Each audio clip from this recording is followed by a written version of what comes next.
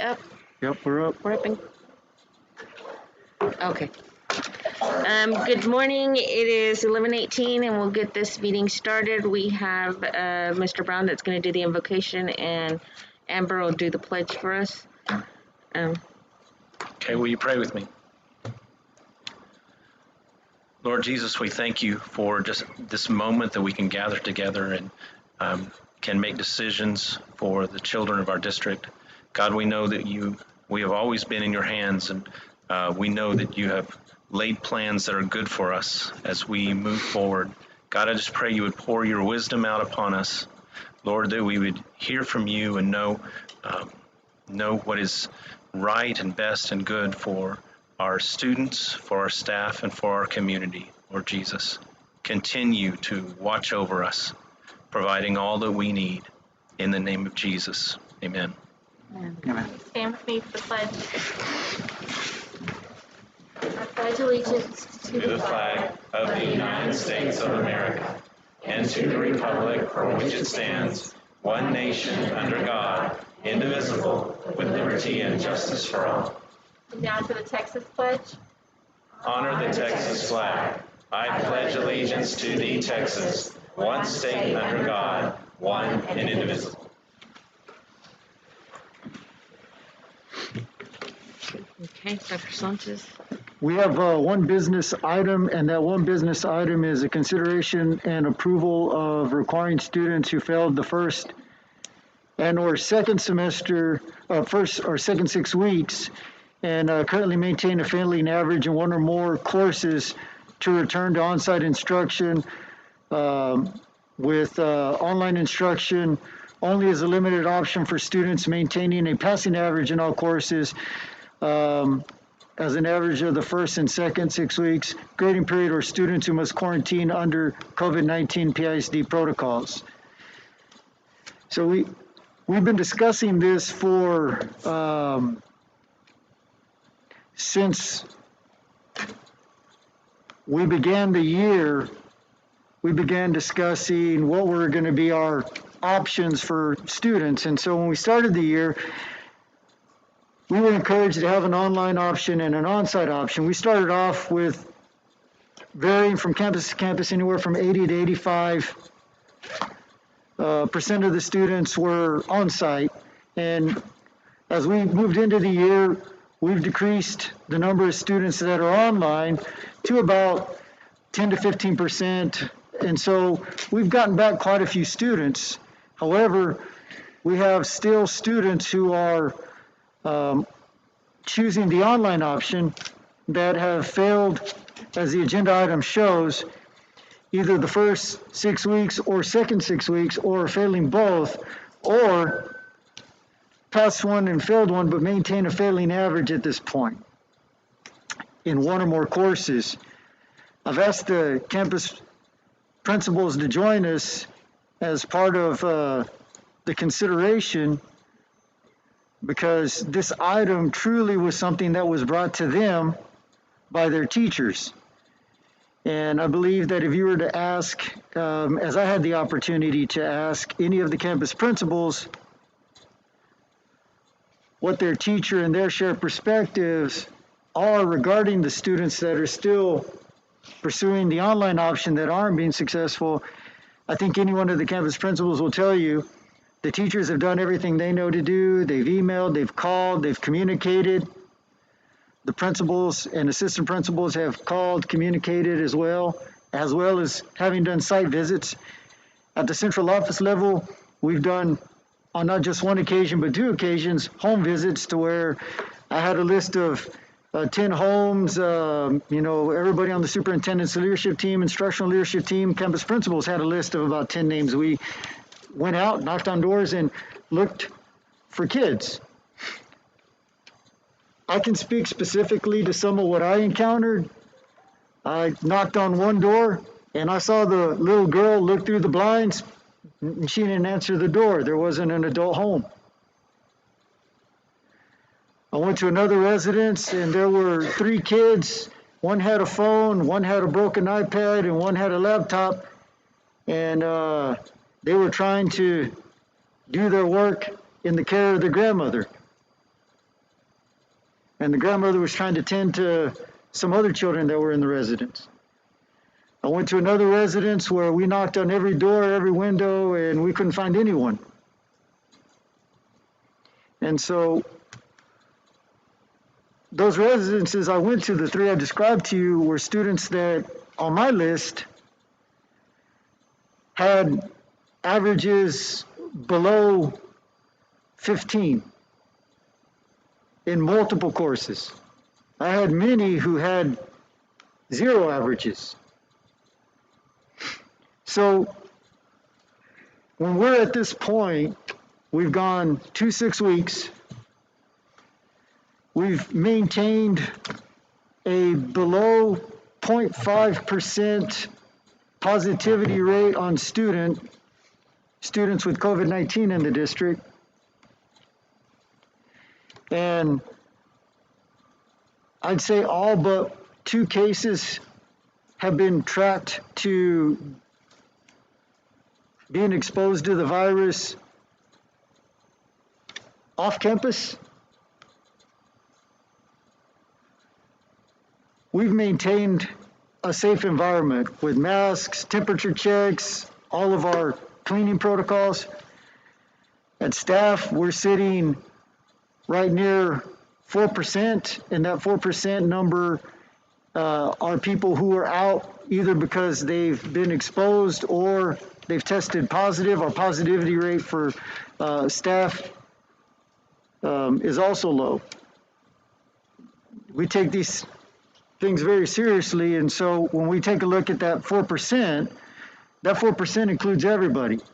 Teachers, administrators, cafeteria staff, custodial staff, paraprofessional staff. So when we take a look at where we sit right now, we have the people, by and large, on the campuses that can receive the students if the board were to support us requiring, as the agenda item states, any student who currently is failing 1 or more courses to return to on-site instruction.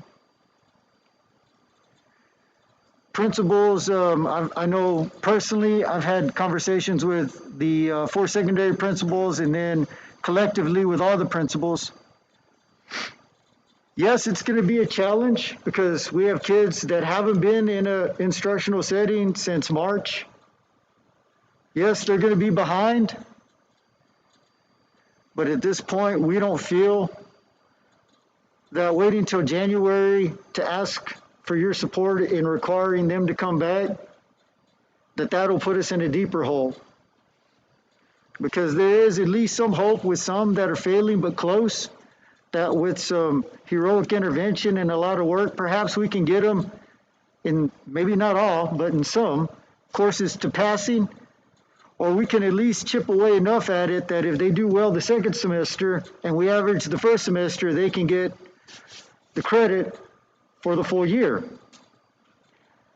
But I think the best predictor of the future is past behavior, and as we've seen, 6 weeks wasn't good, so we called, we visited, we emailed, we called, we visited. Second 6 weeks didn't come out well, so with these learners, and I know that you all agree that there is no substitute for a quality instructor working with students in a classroom setting to produce positive learning results with students.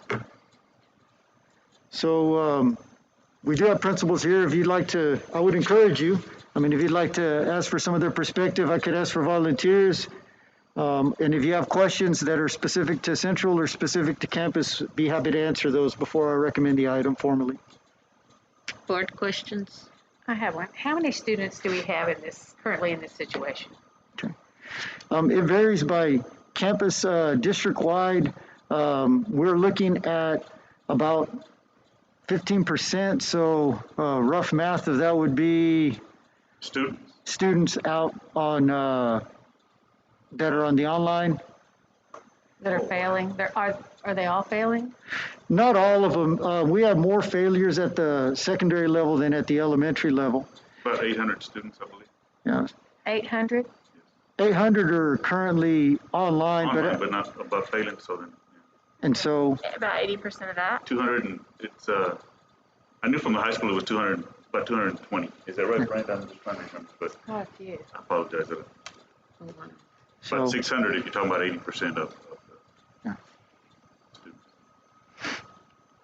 So, and each principal has their particular information, and they've been pulling all that information together. But I mean, I hope y'all don't mind me asking this, but Mr. Reagan and Mr. Thornton, Ms. Long, if y'all don't mind coming up and sharing kind of what y'all's data look like, I think that'll give a very clear picture of things instead of gross averages to actually hear what y'all's numbers are. Estacado has 80 students online. Approximately 30 of those are failing, so 40% of those are failing. So about 50 of them, you could make a case that it's going okay for them, that it's still not the teacher, you know, that's the valuable piece there. But these 30 students that they're getting nothing, and they have very, very poor averages. Some zeros, 6, 10, you know, they're not turning any work in, so they're just getting further and further behind. And so that's kind of your answer to your question. 40% is it's not working for them at Estacado. What are your teachers, what's their perspective? They want them back in the classroom. They're ready. Yeah, Okay. they want to help them because they see that they're just, ultimately, we try to get the kids to pass the state assessment at the end of the year. And we knew they were going to have gaps coming in, and the gaps just getting bigger and bigger and bigger. And at some point, we know we're going to get them back, or they're going to get them back the next year. You know, feel like the hole's getting bigger. What's the majority of the reason parents give for not getting their kids back in school? Is it COVID or is it other reasons? Yeah, they give family, somebody's got something that they're worried they might catch it. Tends to be probably the biggest reason they give that I've heard. Are the kids logging on at all, or do they just, are the kids logging on at all, or do Some they of just, them do the attendance ticket, and then they do nothing. Dr. Sanchez, we did get support from Judge Collins, and we're going to begin filing on those students because they basically it'd be like going to second period and them being in attendance, and we get a count, but then they do nothing the rest of the day. They'd be getting zeros, and we'd be filing on them. It'd be like them leaving campus. So she's going to try to help us with some of those students. All right. Ms. Long? Okay, when I ran this report a couple of days ago, we had 81 students online. There's about 56 that have chosen the online option out of that 81 that aren't quarantined or be out temporarily. Of those 56, 38 are failing at least one course. There are 30 that are failing multiple core courses that would cause them to retain for the year. Like Mr. Thornton said, they log on at times. We have several that have zeros. We have several that have an average of 12. When we make phone calls, there's no answer. There's an answer and a hang up when they find it's the school. You know, we do have a number, about 20 plus kids that work hard every day. Parents are calling, asking questions. How can we help? I can't get this to turn in, but the majority of our students are not. Teachers are the same thing. They want kids back in class. We've got deficits, and they're getting bigger and bigger and bigger. But that's where we are at Coronado.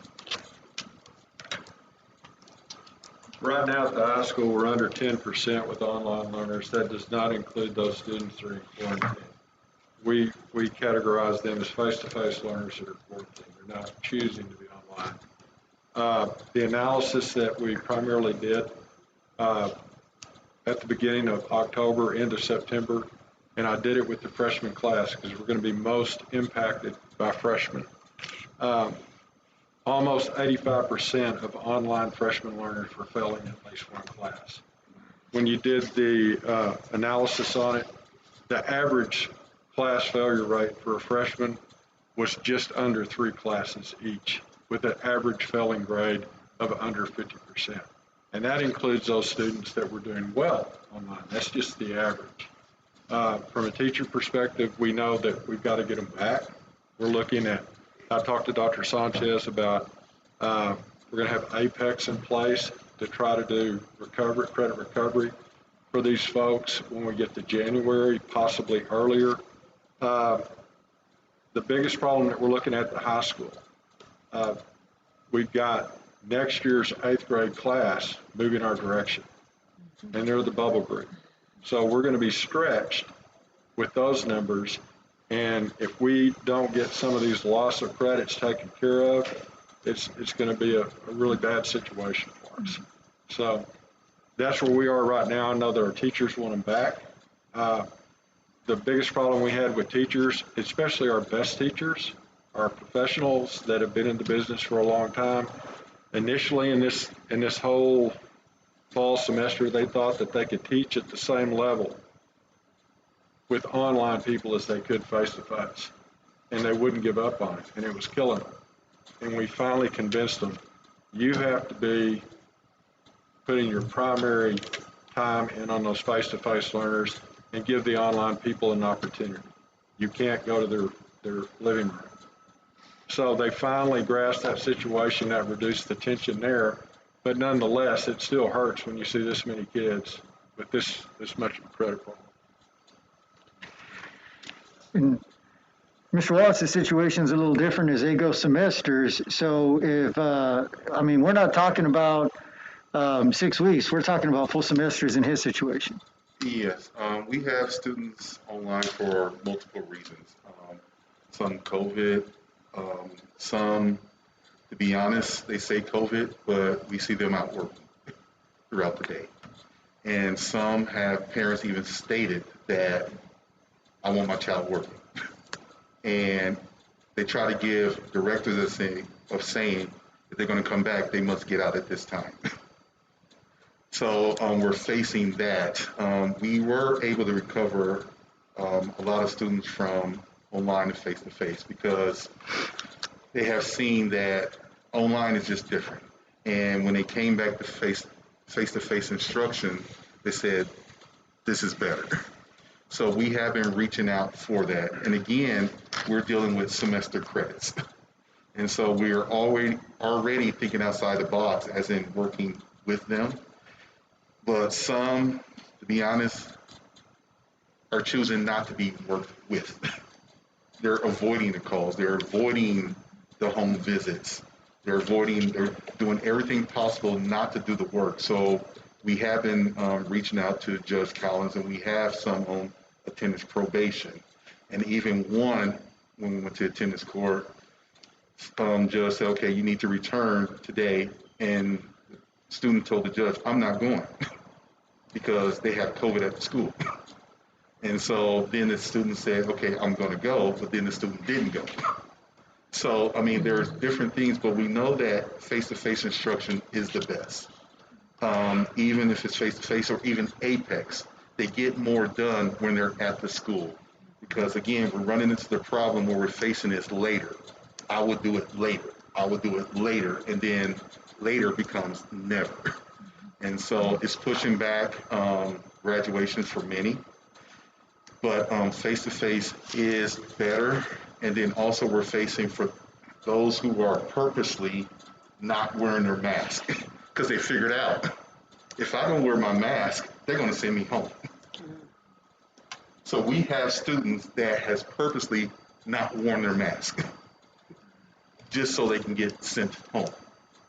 So like I said, it's different scenarios that we're facing. But I do believe that face-to-face instruction is the best route for us to go.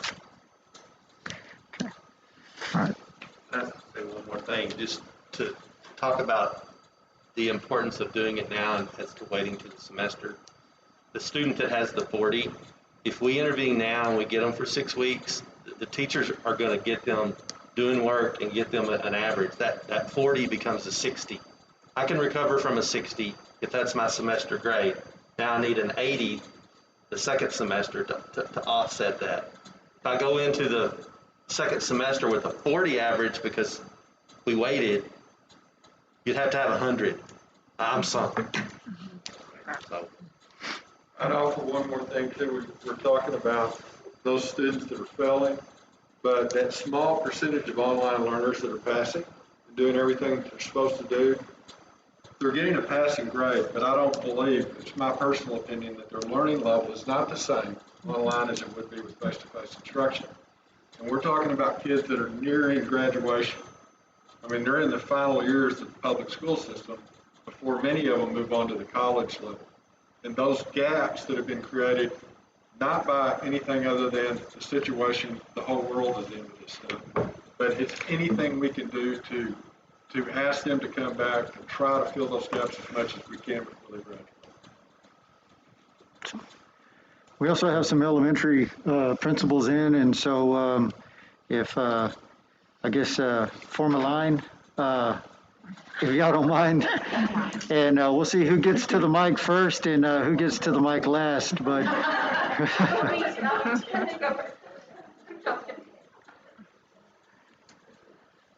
Good afternoon. We, at Highland, we have approximately 50 students that are online, and 11 of those students are not passing.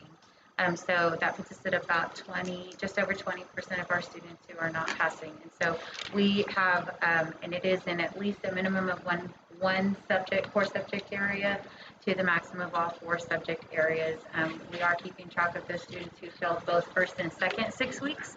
And so we are continuously reiterating with our parents that the best place for them to be continues to be with in-person instruction. We do ask what their concerns are when we make phone calls or home visits, so that way we can address the concern. And we have been able to regain some of our students back in that manner by asking, you know, what can we address for you? Do you have a question about our cleaning protocols? Do you have a question about our check-in? What is it that remains the obstacle? So beginning of the semester, we did have 118 students enrolled for online.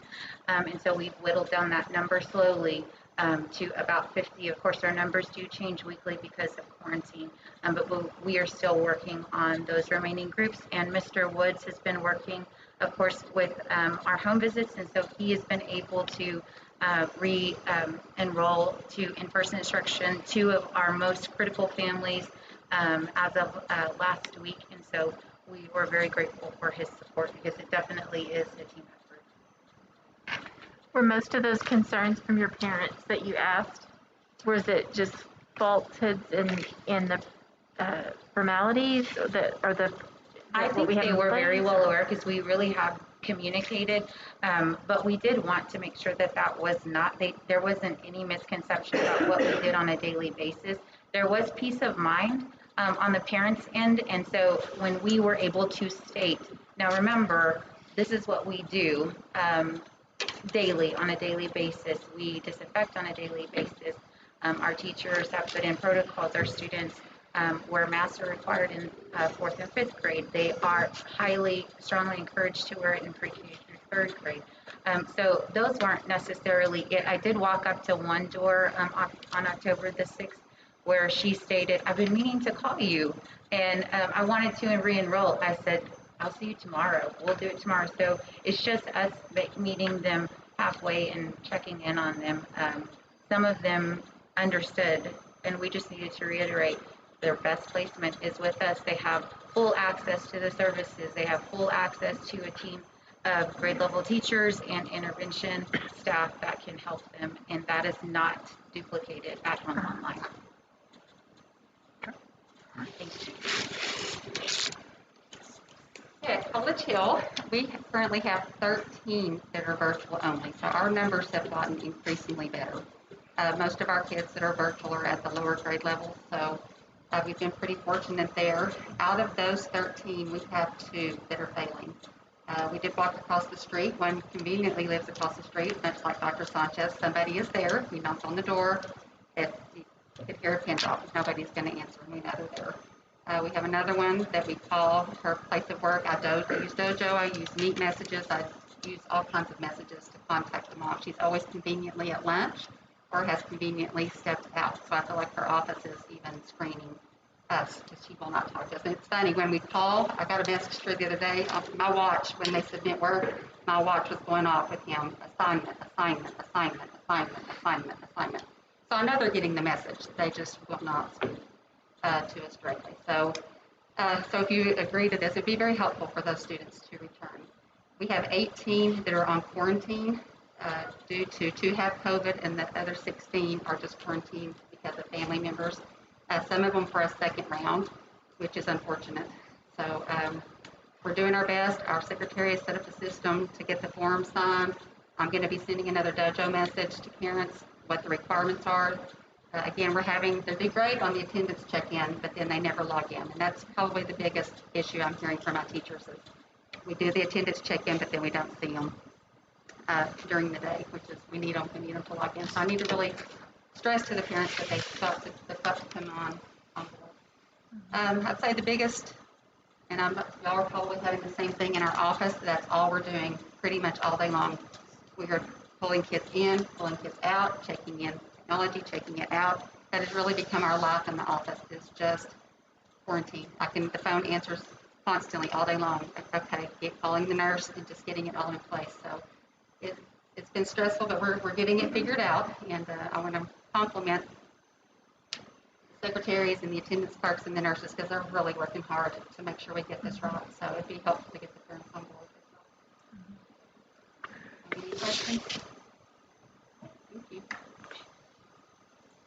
At Thunderbird, we currently have 50 students who are online. 16 of those are quarantine students, so 34 who are online. Of those 34, we have 8 who are failing. And so my teachers have made multiple attempts to contact parents through Dojo, through Google Classroom. I have personally made 4 visits with my AP and my counselor on top of the district visits. Officer Rivera has also helped us. We send him out almost daily to go and talk to students. So we have made multiple attempts to be able to get them back into school. So we see that our teachers want them there. Our teachers want them in the classroom because that's the best place for them. And I agree with what Lori said. We are spending a lot of time with the kids coming in and out of the classroom. I'm from Hillcrest, and we have 41 students online, and we currently have about 9 that are on our radar that we are calling constantly and sending home visits to. We've had help from the district. We've had the officer on campus going out, and Brian Woods has gone out as well, Brian Woods. And we get the same feedback that parents are not interested. Even when you're talking to them about their child could fail for the year, they're saying that if you can't promise them 100% that they won't get COVID, then they don't want to send them back. We have called, we sent the people out, and we just need to be able to convince them that what's in the best interest of their child is to be back on campus. And that with our quarantine kids, we've got quite a few of them, and they are either working online, or some of them that don't have access will work on paper packets, and we are still struggling to get all those grades in as well, but we're working hard to make sure that we're keeping in contact with them, and it's just been a major thing. Like I said, it's taking all the work from everybody on campus to try to keep up with everybody that's not producing. And we just appreciate your help in trying to bring these kids back to campus so that we can help them. Good morning. I'm Jennifer Huey. Obviously, I'm not Vicki Young, but I'm filling in for her today. She's out with her mom. We currently have 34 that are online, and we have an additional 16 that are in quarantine. Of those 34, we have 4 that are failing. Just exactly what everyone else said, have done the visit. We've gotten some back, but it's still just, they're concerned about COVID. We've reassured them, in the cafeteria, we're cleaning it like crazy, and we're doing everything that we can, but still some choose not to. Some of the parents, we've contacted one again yesterday that was failing, and the child was just continuing to tell the parent, I'm turning it in, when she hasn't turned anything in. So some of that comes from the parents just not knowing maybe the system too of how their student or how their child is turning stuff in. And then also an additional thing that I'd like to offer up to you is while we only have 4 failing and maybe our numbers didn't seem like that high in the elementary, I would say there is a large a majority that probably would be failing if those grades were honest. I've been with several of our virtual teachers, and while they're giving assessments or they're giving different things, they're getting help. And they're getting help on all of their work. And so sometimes their grades are a little bit inflated. And so that's something also to consider, even for our kids that are passing, that their grades might be a little inflated. And so that's everything from La Mesa. Some of the key points I hope that you heard is the biggest is teachers want the kids back. So it's not something that we would be doing to teachers. It would be something that we would be doing for teachers. We wanted to be sure that it wasn't going to be an agenda item that teachers later would say, hey guys, this isn't something we wanted. You should have checked with us. So the principals have been hearing from their staff. So that's one of the big messages. The second thing I hope you heard is, everybody, it's been an amazing team effort. Everyone has done everything they can to try to help the learners who aren't passing pass. The third thing that kind of was under there, and I hope the board will consider maybe at the December meeting, there are quite a few districts in the area that have canceled all online instruction except for quarantine. And I'd like the board to begin thinking about that as an item in December, that in January, outside of quarantine, we close off all online instruction and we're fully on site. I think this, with your support, would be a good first step because we'll be able to work out the process of getting them from home, back to campus, into a classroom, filling gaps at the secondary, getting them into a schedule, intervening, figuring out what classes they don't have a chance to pass, so maybe doubling up on some core content. But even the kids that are at home, they still have to take the STAR test, and those that have to for promotional purposes, they have to take it on site. You can't take it at the house. So to Ms. Huey's point, if you've been at home and mom and dad have been double checking all your work and turning it in, and you have a really great average, when you take the STAR, that's not going to happen. So with that, we had some conversation prior to this meeting. I was visiting with the instructional leadership team.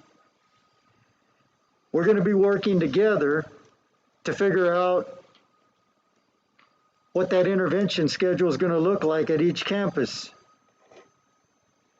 Are we at the high school going to eliminate some elective classes that they don't have a chance to pass and double up on some content? We're looking at that. I've discussed with the middle school principals, are we looking at some maybe Saturday intervention or after school intervention where we would pay staff extra to come in and work with students that have gaps? And then in visiting with the instructional team, we talked about taking a look at our curricula that we have to cover. And I'm going to borrow one of Mr. Wallace's phrases. We're at the point to where we're going to have to cut out all of the fat in the curriculum. And we're going to have to even get down to cutting some muscle out because kids have missed so much that we're really, time is of the essence, that we're really going to have to, for a lot of these kids that haven't been in school since March, it's going to be a heavy, heroic lift to get them enough content so that they can be successful. So with that, I'd like to recommend that the board consider and approve requiring students who failed the first and or second 6 weeks and currently maintain a failing average in one or more courses to return to on-site instruction with online instruction as a limited option for students maintaining a passing average in all courses as an average of the first and second 6 weeks grading periods, or students who must quarantine under COVID-19 PISD protocols. Sylvia, I would just like to say that I really commend this group and all of your teachers and staff and nurses and office staff back at the campuses, because I know that when we first started meeting back in the summer to try to ultimately get to this goal of getting all of our kids back in school where we knew that was the best place for them, and we looked at all of the different scenarios and the things that could play out, I really commend you all because I feel like the district has done a really great job. And obviously the protocols are working because we have been able to keep those numbers down. This is something that we wanted to do and talked about doing after the first 6 weeks when we realized that there were a lot of students that were not being successful.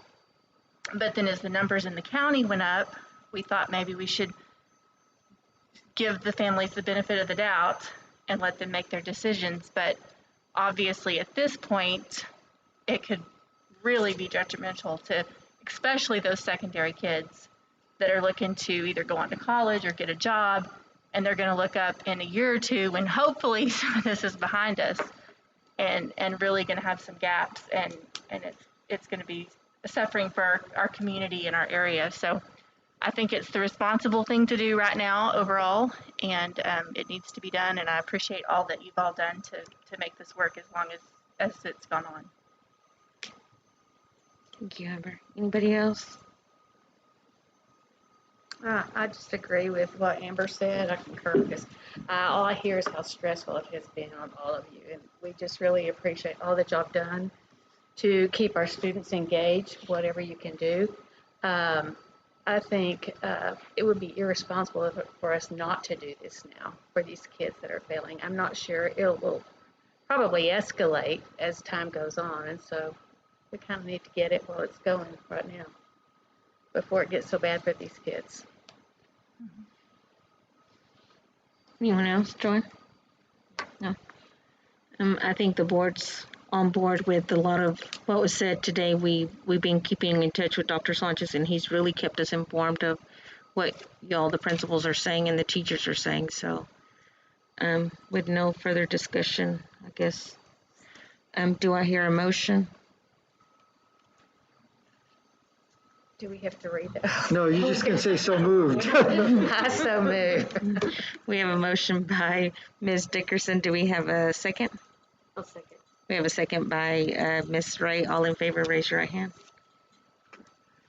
We have a motion carries 4-0. We had 3 board members that weren't able to make it. One had a prior appointment, and the other 2 work. They planned on being here, but then work held them from coming. In visiting with them, they expressed their support as well. So if all 7 would have been here, it would have been 7. And Tyler did give me a call and was also in full support to continue. So what we'll do now is I'll ask all the principals in the room. The state requires a 14-day period that we have to give them notice. However, as you make the phone calls, you can begin working on making the calls as soon as you get back to campus and communicating to the students who aren't passing and their parents that they have 14 calendar days, not business days. So they have 14 calendar days to return. However, you would encourage that they return tomorrow. And we have the reason the language is as specific as it is we wanted to be sure that we covered all aspects of it. So we'll also communicate this out through our social media as well as our other communication assets to parents to let them know that this is a circumstance. And then I'll visit with each of you individually further about in December considering terminating all online instruction outside of limited support for students who are on quarantine. And that concludes the business of the district today. With all being said, let's call this meeting adjourned at 11:57. Thank you all. Thank you. I need a